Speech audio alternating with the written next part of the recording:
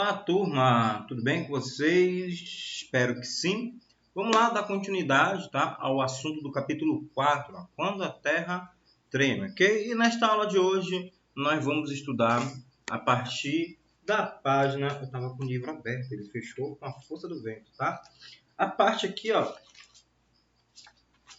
da página 20, ok? Já do livro do segundo bimestre, tá? Então a gente está no capítulo 4, que fala quando a Terra treme, mas nós estamos estudando o calor que vem de dentro.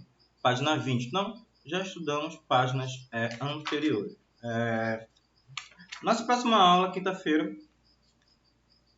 Nossa próxima aula, né? Quinta? Quarta? Quinta? Né?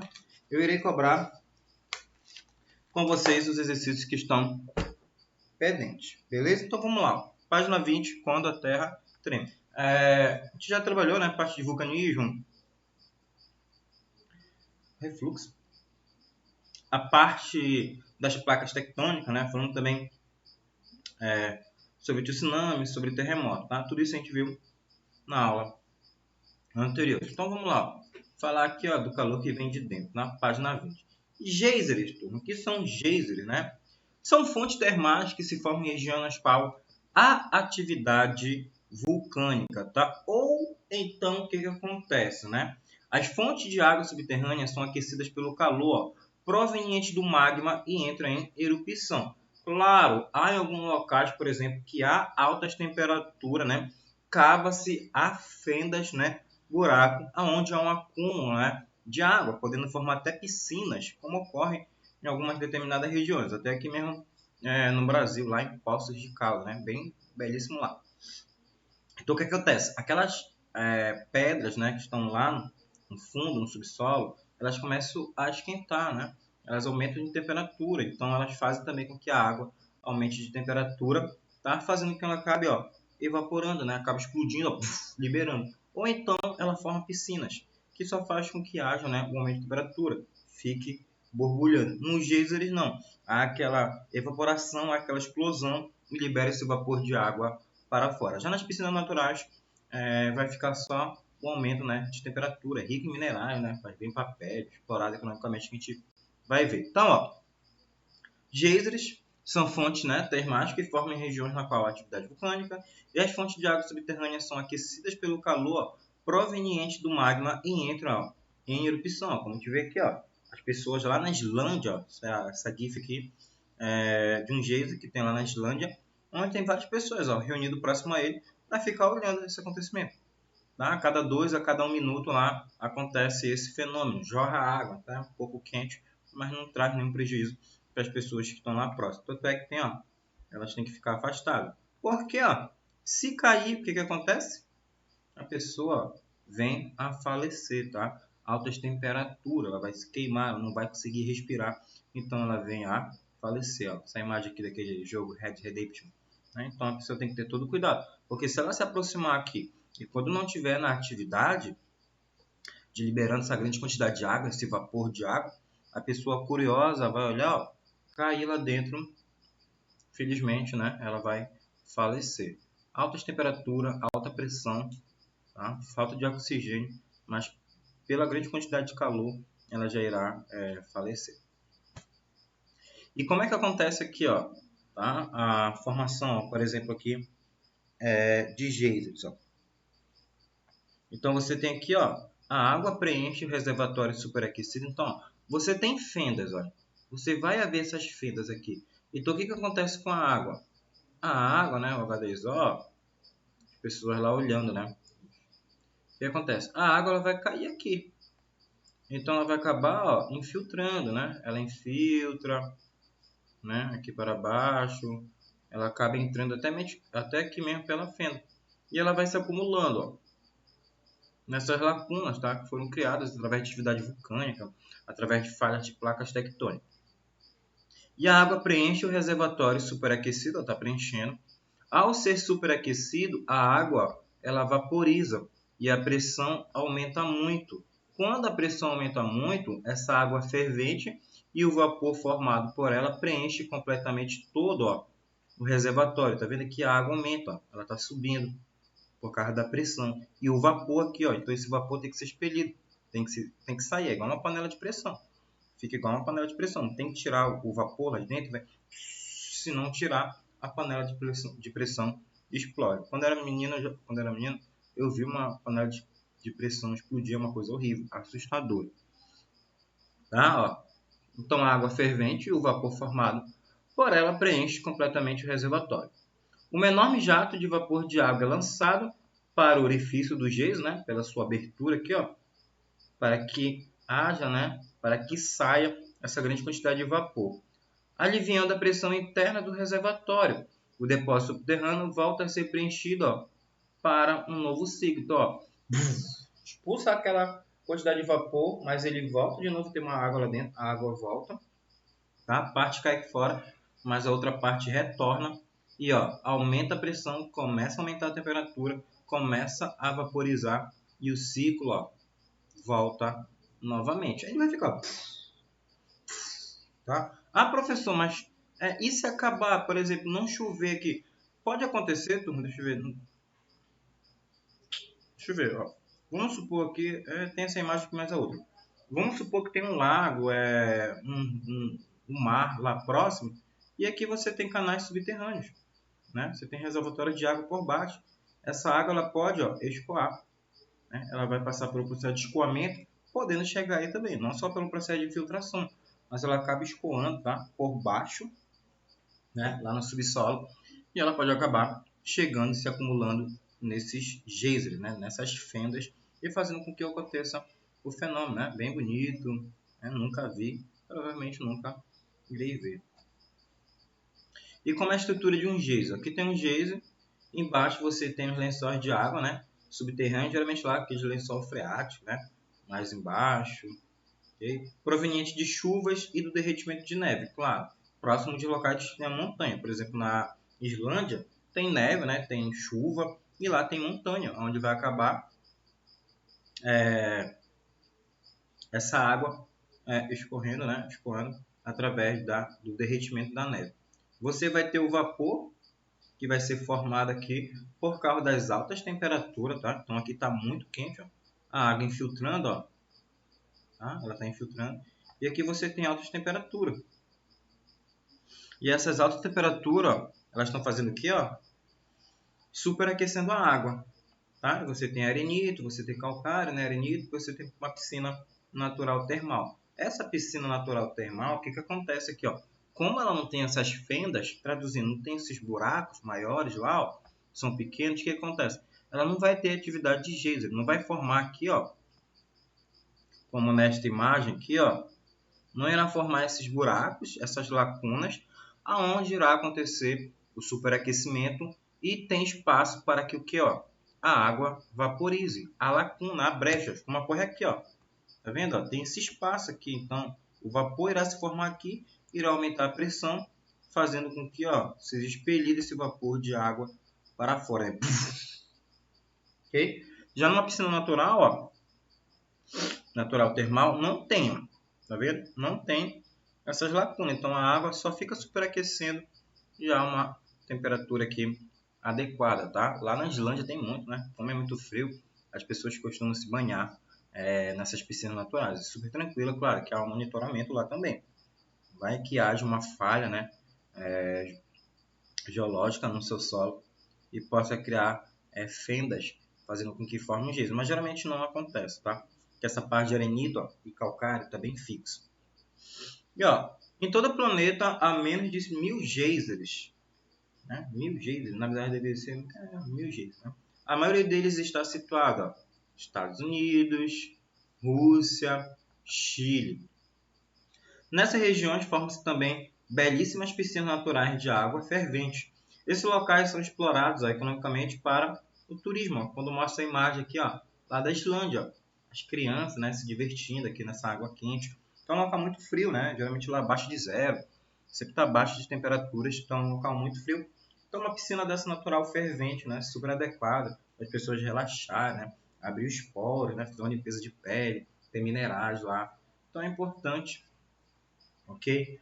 Para que possa se divertir, né? Possa dar uma aquecida no corpo. E aqui, ó, você sabia, tá? Águas termais no Brasil, né? Apesar da inexistente atividade vulcânica em nosso país, A influência direta do calor proveniente do manto terrestre pode ser observada em alguns pontos do território brasileiro. Então, como tem um manto, né, tem a nossa segunda camada, ela também há um aumento de temperatura nela.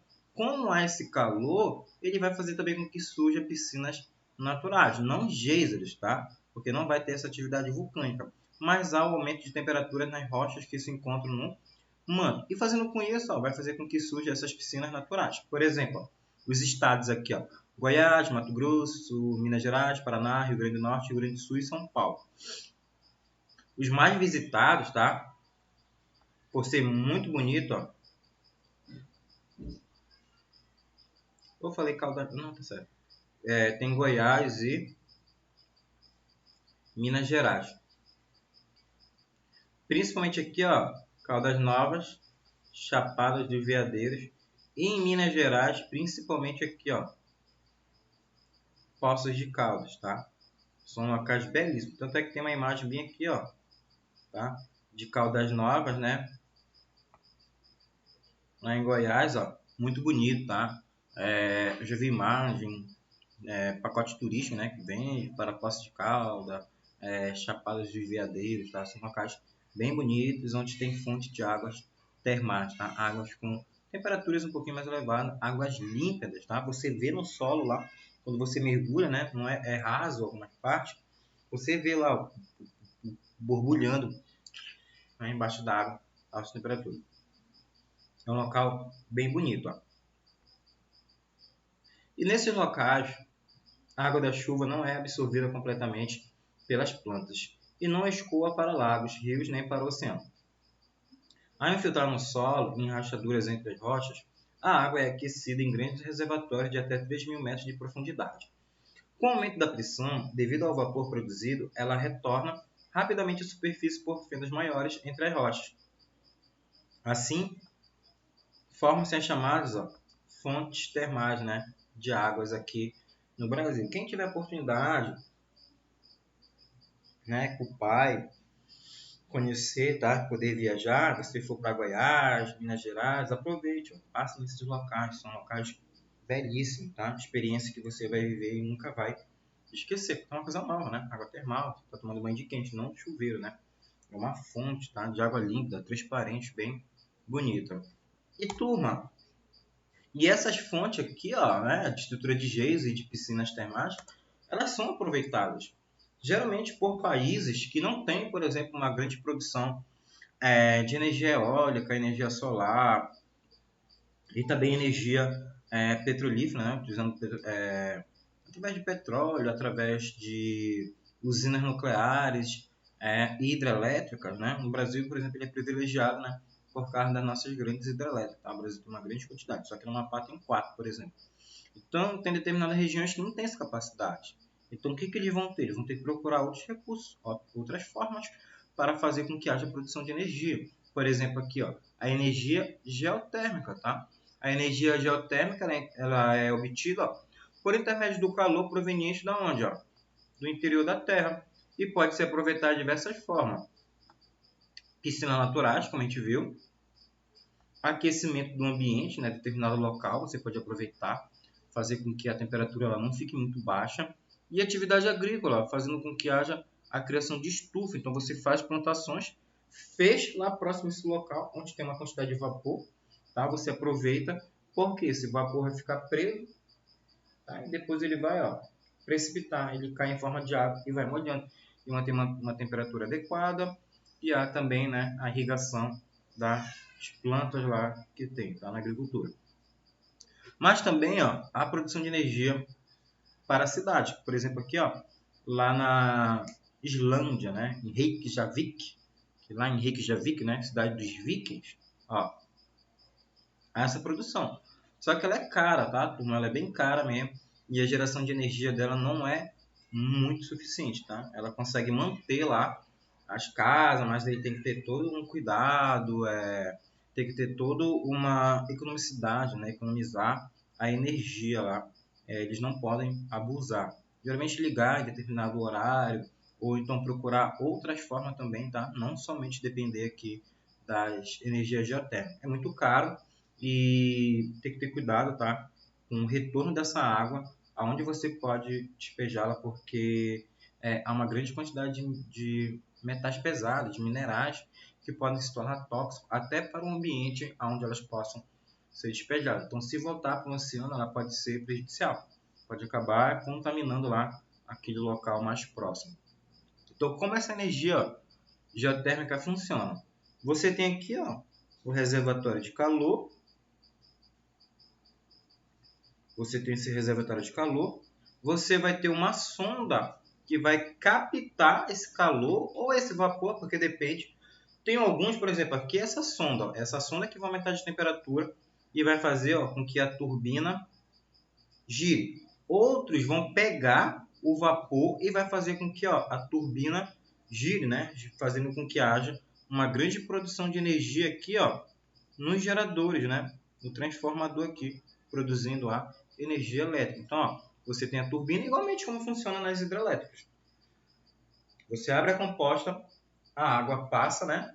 Ela começa a girar lá turbinas, né? Ímãs gigantes, fazendo com que haja produção de energia e essa energia, né, seja distribuída para a cidade. Então, aqui é a mesma coisa, através de sonda, pelo aumento da temperatura e também através da utilização do vapor. Esse vapor ele faz com que gire a turbina. Essa turbina vai estar ligada a um gerador, né, transformador, produzindo energia elétrica. E essa energia elétrica, ela é distribuída através de uma rede para a cidade. E você tem a torre de refrigeração. O que essa torre de refrigeração faz? Ela faz com que a água retorne para lá, para baixo, tá? Que esse reservatório não acabe. Você não vai despejar essa água, por exemplo, lá no meio ambiente de novo. Você vai fazer com que ela volte para o subsolo. Você não vai jogar ela no oceano. Você não vai jogar ela no lago próximo. Tá? Você joga ela lá no subsolo para que haja um aumento da temperatura, produza mais vapor e depois fique voltando num ciclo. Só que é muito caro você manter uma usina geotérmica, tá? É muito caro, então são poucos países que utilizam. Por exemplo, um que utiliza aqui tem no Alasca e tem principalmente aqui na Islândia, né? Que é a utilização dessa energia geotérmica. Okay? E a projeção de energia até 2040, como é que vai ocorrer? Procurar fontes renováveis, como eu falei. A energia geotérmica é uma fonte renovável, ela não vai poluir, né, a nossa atmosfera, só que ela pode acabar trazendo prejuízo, por exemplo, como eu falei para vocês, se há um despejo desses metais pesados no oceano, mas ele é limpo, tá? Uma fonte limpa que não polui nosso ar, igual a energia através do petróleo, né? Derivado de petróleo, derivado de outras propriedades, tá? Então aqui, do carvão natural, qual é a utilização? As principais fontes que são utilizadas aqui, ainda tem um carvão mineral, tá? Em algumas usinas termoelétricas. Você tem energia nuclear, tá? Utilizando lá do urânio, proveniente para produzir essa energia, geralmente Japão, Rússia, tá? Estados Unidos tem essa produção. No Rio de Janeiro tem, né? Até tendo uma campanha para desativar essa usina lá, mas dá produção lá. Petróleo existe, mas é bem pequena. Gás natural, o Brasil não tem, tá? Geralmente o gás natural que vem aqui é da Bolívia, tá? Mas aqui a produção de gás natural, então 29%,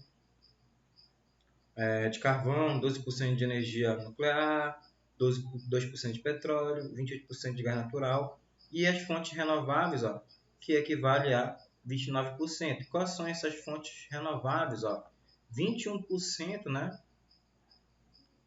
é utilizado aqui principalmente a hidrelétrica, tá?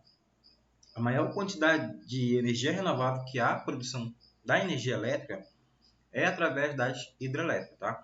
Então, as hidrelétricas que produzem uma grande quantidade de energia. Como eu falei para vocês, o Amapá tem 4, tá? Uma só é autossuficiente para nos sustentar, mas elas são ligadas ao Brasil todo e essa energia é distribuída, tá? Principalmente para os grandes polos, para as grandes cidades. Você tem energia solar.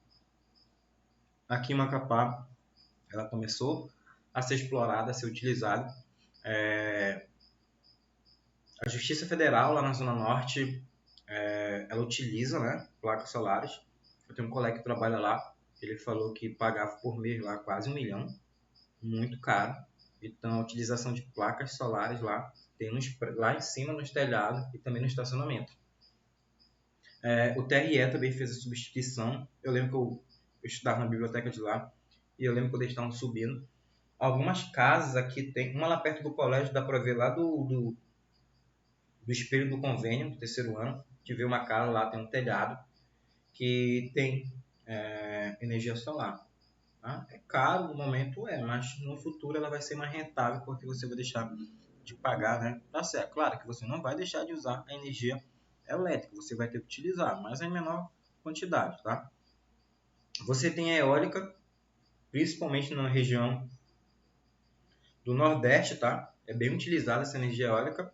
E você tem energia geotérmica, ó. Só tem 1%.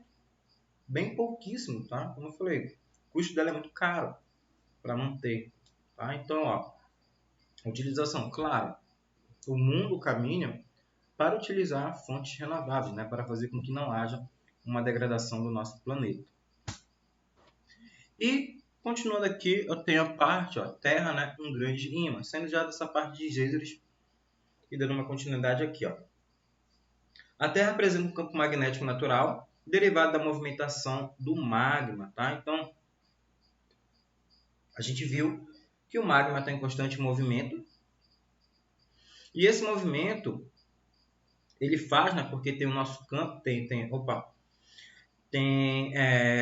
o ferro e o níquel, né? No nosso núcleo, né? No nosso núcleo interno, né? E totalmente no externo também, a parte líquida que há lá, faz, né, com que haja esse campo magnético. E esse campo magnético ele é importantíssimo porque ele faz com que, ó, essa emissão aqui, ó, tá vendo nessa GIF aqui e na imagem acima, ó, proteja, né, a nosso planeta contra a incidência dos raios ultravioletas. Porque se não tivesse esse campo magnético, o que aconteceria? Provavelmente a nossa Terra seria destruída, tá? Com essas altas temperaturas. É por isso que você consegue perceber aqui também a aurora boreal. Então, o que você tem aqui? Ó? Você tem o hemisfério norte, né? Geográfico. E você tem o hemisfério sul, né? Geográfico, né? O polo norte e o polo sul. Aqui também você tem, ó, o polo sul e também norte, tá? Magnético. Tá? Aqui também, ó, norte e o sul. Então, o que isso faz? Há esse giro fazendo com que haja essa produção e essa atração, tá? Para o Polo Norte. Quando há a atração magnética, tá? Esse fluxo, ó, tá? Do nosso polo magnético atraindo. Por isso que a bússola ela aponta diretamente, ó, para o norte, tá?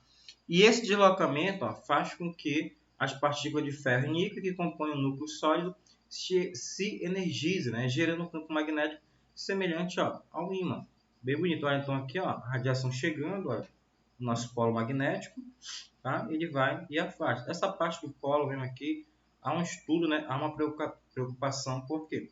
Porque ele é a parte mais sensível. E tanto é que ano passado não, 2019, abriu-se mais uma lacuna, ele ficou mais afastado aqui, ó. Essa parte aqui, ó, ficou mais afastado. Ele ia do Canadá, tá? À Sibéria. Então ele tinha aumentado. Isso foi uma preocupação porque o polo magnético está mudando. E eu até coloquei um vídeo arrasta para baixo lá de curiosidades sobre a inversão do polo magnético. Ó, então aqui como é que você tem um eixo magnético, tá?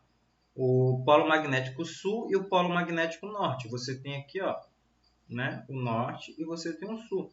Só que aqui você vai ter também o polo magnético norte e o polo magnético sul. Só que o que acontece com esse polo magnético, ó, quando você tem essa atração, ó, tá, magnética, que ela vai sendo direcionada para onde? Ó? Para o norte. É por isso que há utilização de bússola. Caso haja uma mudança no nosso polo magnético, ele seja invertido, o que vai acontecer? Vai ter uma desorientação no nosso satélite, que vai ficar sem internet, sem Facebook, tá? Vão parar tudo, tá? Sem comunicação, sem telefone. E a nossa guia, né, nosso sentido de direção, utilizando bússola, vai ser perdido. Ele vai ficar, não vai saber. Tá? Então pode acontecer, está acontecendo. né? A forma que acontece a velocidade era sempre mantida, era sempre constante. Só que eles observaram que, ó, tá aumentando, aumentou aqui, tá? Essa quantidade aqui do magnetismo da Terra. A velocidade, ó, que acontece essa atração magnética, ó, ela tá aumentando, ó. A atração magnética tanto do polo magnético sul e como do polo magnético norte, né? Que ele vai direcionar aqui, ó, tá? Para o norte. Por isso que você consegue direcionar a bússola, né, ó, para o norte, tá? Utilizando os polos magnéticos. Beleza? Então, ó, esta foi a nossa aula de hoje. Assista o vídeo que está embaixo, tá? De curiosidade. Atividade só na nossa próxima aula, que eu vou deixar disponível. Faça, tá, turma? Ok? Então era isso. A gente foi da página 20 até a página 25. Mais para frente nós iremos continuar, tá? Teremos aulazinho também mais para frente, beleza? Qualquer dúvida vocês podem estar mandando mensagem no privado do WhatsApp, ok? Eita, que o meu chroma key ficou meio estranho, né? Mas elas ficaram brilhando, ok? Então, turma, qualquer dúvida, mandem mensagem, tá? No privado do WhatsApp. Tá? Tchau, até a nossa próxima aula. Tá? Igual o teletransporte do Google, né? Abraço, turma.